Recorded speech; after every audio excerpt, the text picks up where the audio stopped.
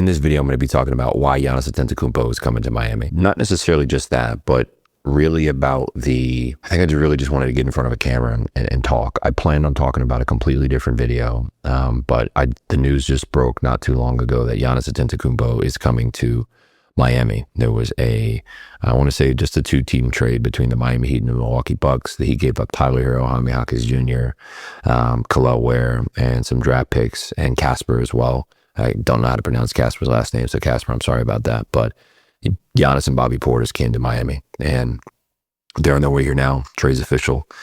And I just think it's really, really cool. I just drafted a newsletter that's going up tomorrow morning that I'm sending to all the subscribers to my newsletter. If you do want to get access to that newsletter, there's a link that I'm putting in this video down below in the description. Just go ahead and click on that. And what I'm going to be talking about specifically is you'll get a free resource. All the parents get this free resource, and it's the post-game car ride sequence. The questions that you need to be asking your player and how you need to go have these talks with your player after the game so stuff doesn't just blow up in your face. Because I know for a lot of you as parents, stuff just blows up in your face.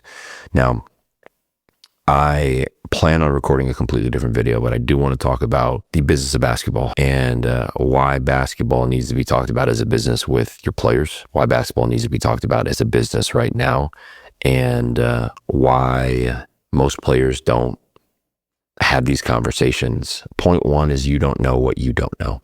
Okay. You don't know what you don't know. And a lot of times, unfortunately, players, and even not just the players, but parents aren't in certain rooms and they don't have conversations. They don't really know what happens behind the scenes. Do I know everything that goes on within the Miami Heat organization? Absolutely not. I'm not going to pretend to. And I respect them way too much to share the things that I do know that are confidential. I would never do that.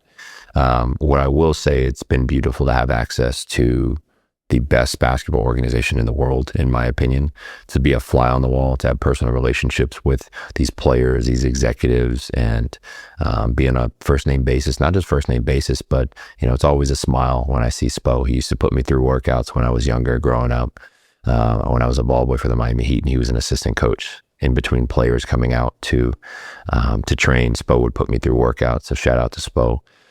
Whether it be Coach Riley, he gave me an opportunity to play with the Miami Heat during Summer League, and Tyler Hero was on that team too, and he was a part of this trade now. So there's so much gratitude that I have in my heart for the Miami Heat organization, and I wouldn't be who I am today without the Miami Heat. I was sitting at the dinner table with my dad on Father's Day this past Sunday, which was like 2 days ago now.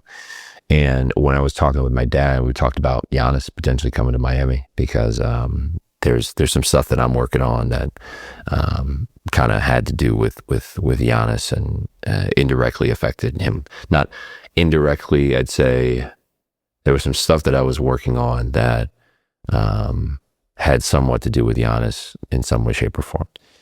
And him and I were talking about that. And no, I just thought it was really, really interesting because the news breaks and Shams drops the news the next day, and I didn't know that it was official. In trades, people have to accept trades. There's other teams that play a role in this as well, and pieces get moved left and right. And we could talk about how families get broken apart, how not necessarily families get broken apart. That's a bit too harsh.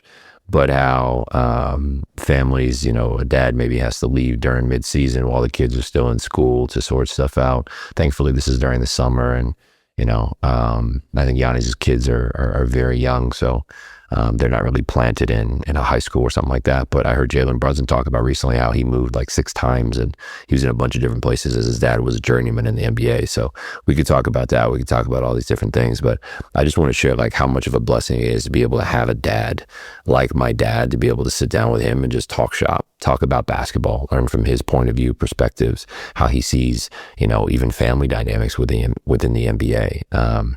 Just organizations, management, leadership, everything from top to bottom. I just think it's absolutely beautiful.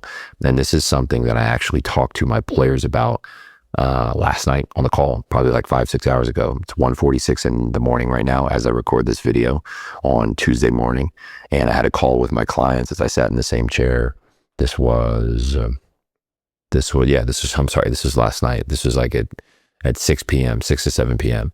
And we talked about Giannis. We talked about the potential of him coming to Miami. Hours later, Shams drops the message that that he's coming to Miami in that trade. So access is everything. Access is everything. And it's a blessing of mine to be able to speak to the players, to be able to speak to the families that I work with on a continuous basis about the business of basketball, you know, about what goes on, what the ins and outs of the sport look like, and why they should be paying attention to it. You know, why they should maneuver in a certain way, and how they can, Drake has this lyric that I really like.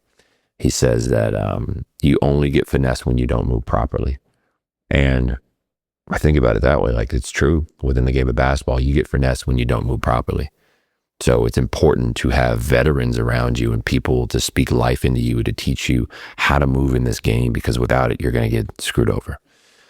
So that's one of the reasons why I do what I do. I like to think of myself as the most trusted voice in elite youth basketball. I am the most trusted voice in elite youth basketball, and I'm on the path to be able to do that, to build, whether it be my company or my brand or who I am, up to that point where I have the trust of every parent within the elite youth basketball space, because this is really about helping you all get somewhere that you've never been before.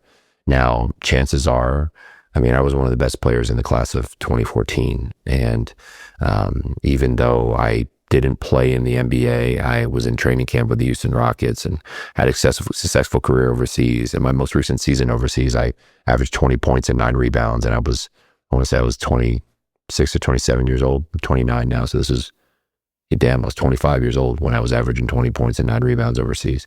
So I could have kept playing, and I would have had a very successful career long after that. I already had a successful career. And I believe I would have played in the NBA and had success at the NBA level. I have no doubt in my mind about that. It's just that God called me in a different path.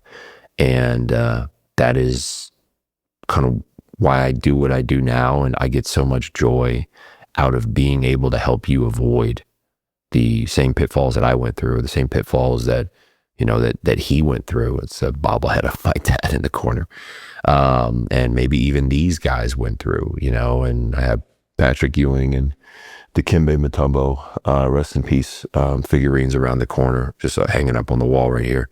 And some of the things that they went through as well, you know, so it is a pleasure to be able to help families navigate these same types of scenarios. So I want to create a space and create a format and build more content for you all on this channel to be able to have these conversations about the game of basketball, what's going on, families, what it is that you all see, what's happening, how I can help you navigate this space, answering questions. I take great joy in that. And I'm here to build your trust. And I really just wanted to make this video to talk about that.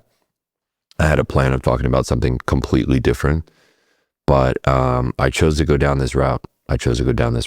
I'm just sitting here at my desk, and was drafting out a newsletter to send to those who are in the community, and I just wanted to send this to you all. So these are my thoughts on the Giannis trade and some of these things that are happening. Him coming to Miami. I know this necessarily doesn't go all the way into, you know, Giannis coming, and we could talk about the trade and all these other things as well. But I think access to people is so important. I've been fortunate enough to have that access. So I'm going to end this video right here. If you really did enjoy this video, I have another video that's going to be linked right here. It's either this side or this side, excuse me if I pointed incorrectly, but this could be another video, help you understand how to navigate this process, help you get the most out of AAU this summer, things of that nature. So I want to sign off here, but we'll talk soon. Peace.